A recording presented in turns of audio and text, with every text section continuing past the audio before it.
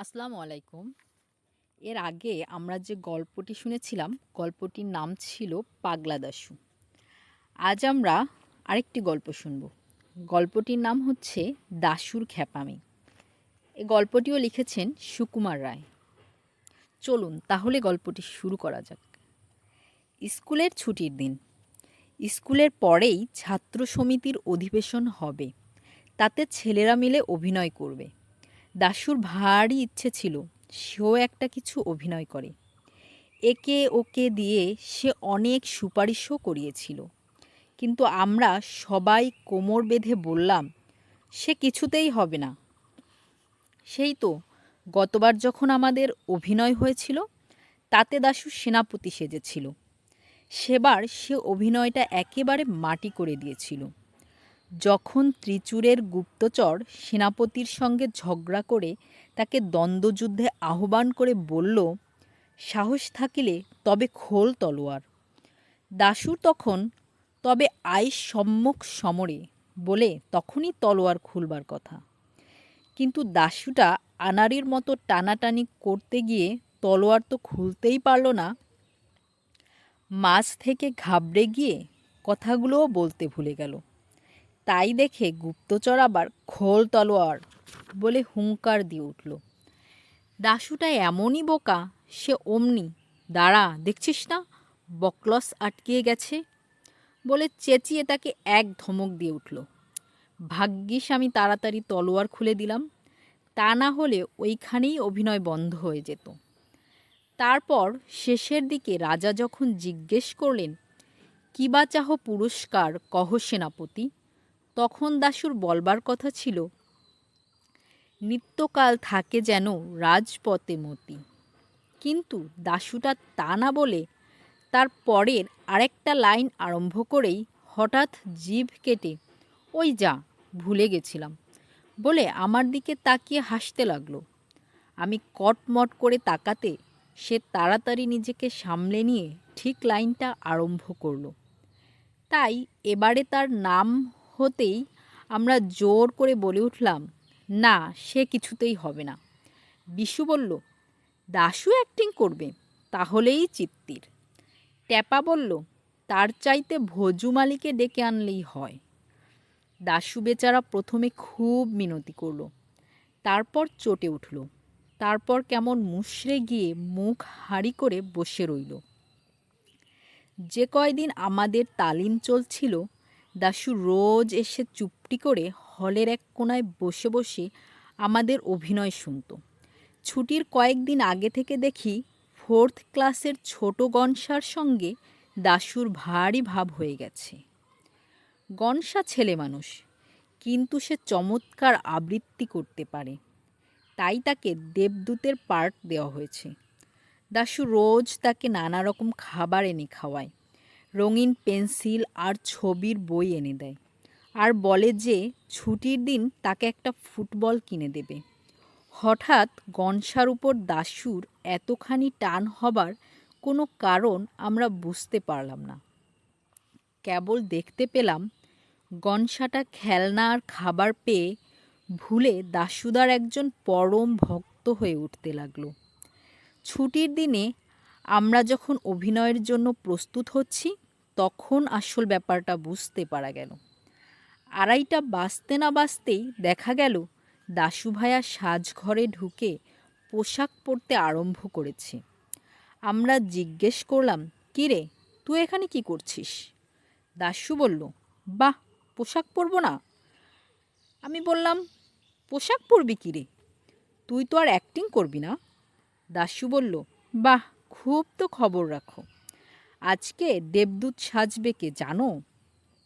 শুনে হঠাৎ আমাদের মনে কেমন একটা খটকা লাগলো। আমি বললাম, কেন, গনসার কি হলো?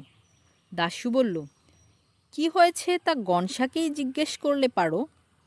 তখন চেয়ে দেখি সবাই এসেছে, কেবল গনসাই আসেনি। অমনি রামপদ, বিশু আর আমি ছুটে বেরোলাম গনসার খোঁজে।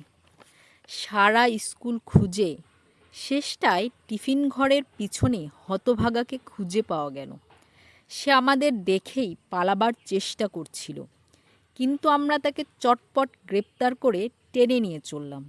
গনসা কাঁদতে লাগলো, না আমি কখনো অ্যাক্টিং করব না, তাহলে দাশুদা আমায় ফুটবল দেবে না। আমরা তবু তাকে হিচড়ে টেনে নিয়ে যাচ্ছি। এমন সময় অঙ্কের মাস্টার হরিবাবু সেখানে এসে উপস্থিত। তিনি আমাদের দেখেই ভয়ঙ্কর চোখ লাল করে ধমক দিয়ে উঠলেন, 3-3টে ধাড়ি ছেলে মিলে ওই কচি ছেলেটার পিছনে গেছিস, তোদের লজ্জাও করে না? বলেই আমাকে বিশুকে এক একটি চড় মেরে আর রামপদের কান মলে দিয়ে হন হন করে চলে গেলেন। এই সুযোগে হাতছাড়া হয়ে গণেশচন্দ্র আবার চম্পট দিল। আমরাও অপমানটা হজম করে ফিরে এলাম। এসে দেখি দাশুর সঙ্গে রাখালের মহা ঝগড়া লেগে গেছে। রাখাল বলছে, তোকে আজ কিছুতেই দেবদূত সাজতে দেওয়া হবে না।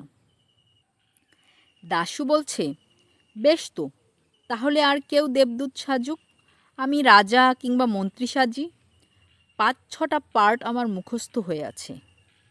এমন সময় আমরা এসে খবর দিলাম যে গনসাকে কিছুতেই রাজি করানো গেল না। তখন অনেক তর্ক বিতর্ক আর ঝগড়াঝাটির পর স্থির হলো যে দাশুকে আর ঘাটিয়ে দরকার নেই, তাকেই দেবদূত সাজতে দেওয়া হোক। শুনে দাশু খুব খুশি হলো আর আমাদের শাসিয়ে রাখলো যে আবার যদি তোমরা কেউ গোলমাল করিস তাহলে কিন্তু গতবারের মতো সব ভণ্ডুল করে দেব। তারপর অভিনয় আরম্ভ হলো। প্রথম দৃশ্যে দাশু বিশেষ কিছু গোলমাল করেনি, খালি স্টেজের সামনে একবার পানির পিক ফেলেছিল। কিন্তু তৃতীয় দৃশ্যে এসে সে একটু বাড়াবাড়ি আরম্ভ করলো। এক জায়গায় তার খালি বলবার কথা, দেবতা বিমুখ হলে মানুষ কি পারে, কিন্তু সেই কথাটুকুর আগে কোত্থেকে আরও 4-5 লাইন জুড়ে দিল। আমি তাই নিয়ে আপত্তি করেছিলাম, কিন্তু দাশু বলল, তোমরা যে লম্বা বক্তৃতা করো সেবেলা দোষ হয় না, আমি 2টো কথা বেশি বললেই যত দোষ। এও সহ্য করা যেত, কিন্তু শেষ দৃশ্যের সময় তার মোটেই আসবার কথা নয়। তা জেনেও সে স্টেজে আসবার জন্য জেদ ধরে বসল। আমরা অনেক কষ্টে অনেক তোয়াজ করে তাকে বুঝিয়ে দিলাম যে শেষ দৃশ্যে দেবদূত আসতেই পারে না, কারণ তার আগের দৃশ্যেই আছে যে দেবদূত বিদায় নিয়ে স্বর্গে চলে গেলেন। শেষ দৃশ্যেও আছে যে মন্ত্রী রাজাকে সংবাদ দিচ্ছেন যে দেবদূত মহারাজকে আশীর্বাদ করে স্বর্গপুরীতে প্রস্থান করেছেন। দাশু অগত্যা তার জেদ ছাড়ল বটে, কিন্তু বেশ বোঝা গেল সে মনে মনে একটুও খুশি হয়নি। শেষ দৃশ্যের অভিনয় আরম্ভ হলো। প্রথম খানিকটা অভিনয়ের পর মন্ত্রী এসে সভায় হাজির হলেন। এ কথা সে কথার পর তিনি রাজাকে সংবাদ দিলেন, বারবার মহারাজের আশীষ করিয়া দেবদূত গেল চলি স্বর্গ অভিমুখে। বলতে বলতেই হঠাৎ কোত্থেকে আবার সে এসেছে ফিরিয়া বলে একগাল হাসতে হাসতে দাশু একেবারে সামনে এসে উপস্থিত। হঠাৎ এরকম বাধা পেয়ে মন্ত্রী তার বক্তৃতার খেয়েই হারিয়ে ফেলল। আমরাও সকলে কীরকম যেন ঘাবড়িয়ে গেলাম। অভিনয় হঠাৎ বন্ধ হবার জোগাড় হয়ে এলো।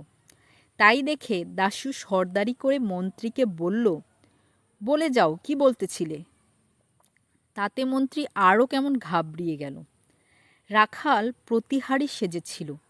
দাশুকে কি যেন বলবার জন্যে যেই একটু এগিয়ে গেছে অমনি দাশু চেয়েছিল জোর করে ঠেকাতে আমারই এই হতভাগা বলে এক চাটি মেরে তার মাথার পাগড়ি ফেলে দিল। ফেলে দিয়েই সে রাজার শেষ বক্তৃতাটা, এ রাজ্যতে নাহি রবে হিংসা অত্যাচার, নাহি রবে দারিদ্র যাতনা ইত্যাদি নিজেই গড়গড় করে বলে গিয়ে যাও সবে নিজ নিজ কাজে বলে অভিনয় শেষ করে দিল। আমরা কি করব বুঝতে না পেরে সব বোকার মতো হাঁ করে তাকিয়ে রইলাম। ওদিকে ঢং করে ঘণ্টা বেজে উঠল আর ঝুপ করে পর্দাও নেমে গেল। আমরা সব রেগে মেগে লাল হয়ে দাশুকে তেড়ে ধরে বললাম, হতভাগা, দেখ দেখি সব মাটি করলি, অর্ধেক কথাই বলা হয় না। দাশু বলল, বাহ, তোমরা কেউ কিছু বলছো না দেখেই তো আমি তাড়াতাড়ি যা মনে ছিল সেগুলোই বলে দিলাম, তা না হলে তো আরও সব মাটি হয়ে যেত। আমি বললাম, তুই কেন মাঝখানে এসে গোল বাঁধিয়ে দিলি, তাই তো সব ঘুলিয়ে গেল। দাশু বলল, রাখাল কেন বলেছিল যে আমায় জোর করে আটকিয়ে রাখবে? তাছাড়া তোমরা কেন আমায় গোড়া থেকে নিতে চাচ্ছিলে না আর জোর করে আটকিয়ে রাখবে? তাছাড়া তোমরা কেন আমায় গোড়া থেকে নিতে চাচ্ছিলে না আর ঠাট্টা করছিলে? আর রামপদ কেন বারবার আমার দিকে কটমট করে তাকাচ্ছিল? রামপদ বলল, ওকে ধরে ঘাত উচার লাগিয়ে দে। দাশু বলল, লাগাও না, দেখবে আমি এক্ষুনি চেঁচিয়ে সকলকে হাজির করি কিনা। ধন্যবাদ। গল্পটি কেমন লাগলো কমেন্টে জানাবেন।